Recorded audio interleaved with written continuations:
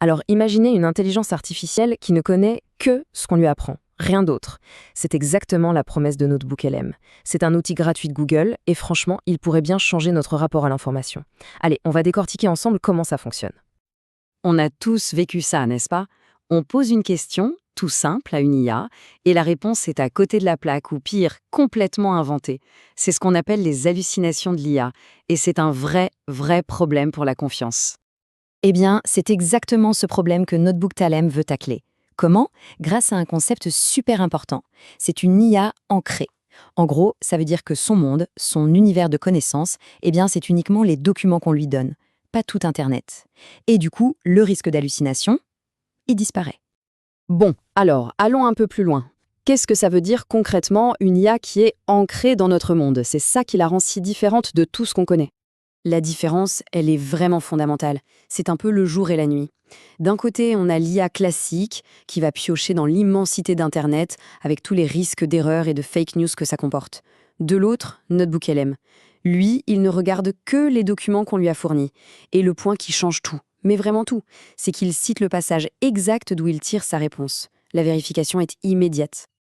Et pour l'utiliser, c'est d'une simplicité déconcertante. En gros, 3 étapes. 1. On ajoute ses sources. 2. On lui pose des questions, comme dans un chat normal. Et 3. On reçoit des réponses précises, avec à chaque fois la citation qui va bien. C'est tout. Côté flexibilité, c'est assez impressionnant. On peut lui donner à manger presque n'importe quoi. Des PDF, bien sûr, des documents Google Drive, des liens de sites web, mais aussi des transcriptions de vidéos YouTube, des fichiers texte et même des fichiers audio MP3. La liste est longue.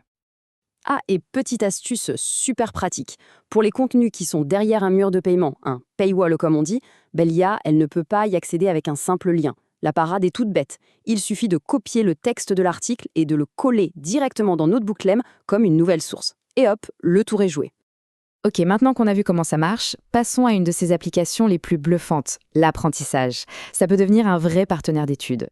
Par exemple, on peut lui donner toutes ses notes de cours ou des articles de recherche un peu denses, et en un clic, il génère des fiches de révision. Idéal pour mémoriser les concepts les plus importants. Et pour vraiment s'assurer qu'on a bien compris, il peut même créer un quiz sur mesure basé uniquement sur les documents fournis. C'est parfait pour se tester juste avant un examen. Mais ça ne s'arrête pas là. Il peut carrément compiler un guide d'études complet.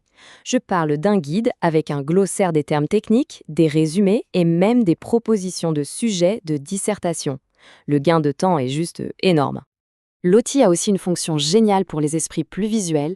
Il peut générer des cartes mentales, des mind maps interactives.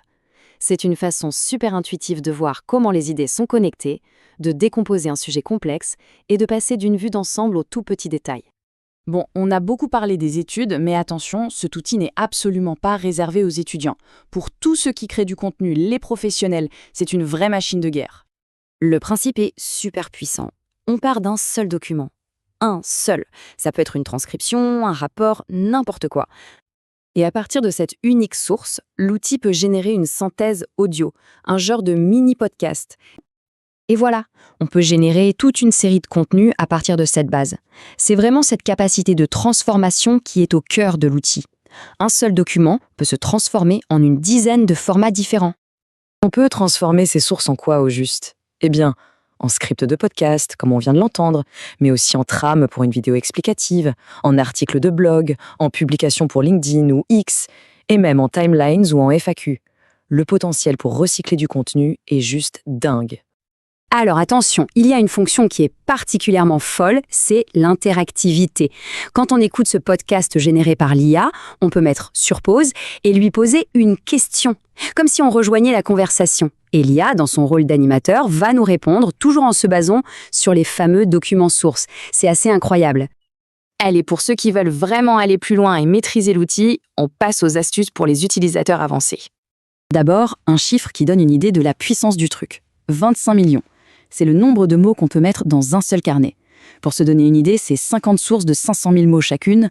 En gros, c'est l'équivalent de centaines de livres. Une bibliothèque entière dans un seul carnet. Alors, quelques techniques clés à connaître. D'abord, quand on obtient une super réponse de l'IA, il faut la sauvegarder dans les notes. Pourquoi?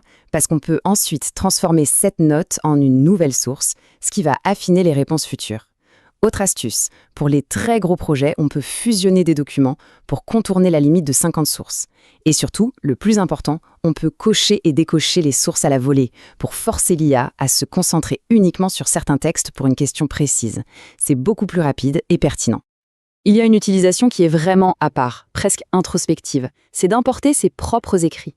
Par exemple, les pages d'un journal intime. Et là, on peut littéralement entrer en conversation avec ses propres pensées passées. L'IA peut nous aider à voir des schémas, à faire des liens qu'on n'avait jamais vus, et même à pointer du doigt nos propres angles morts. C'est une manière assez fascinante de se redécouvrir. Au final, NotebookLM, c'est beaucoup plus qu'un simple gadget. Cette citation le résume parfaitement. C'est à la fois une ressource pour apprendre, un outil pour mieux se connaître et un moteur pour créer et réinventer son propre contenu. C'est tout ça à la fois. Du coup, la vraie question à se poser, c'est qu'est-ce qu'on pourrait créer avec une IA qui connaît parfaitement notre univers et seulement notre univers ?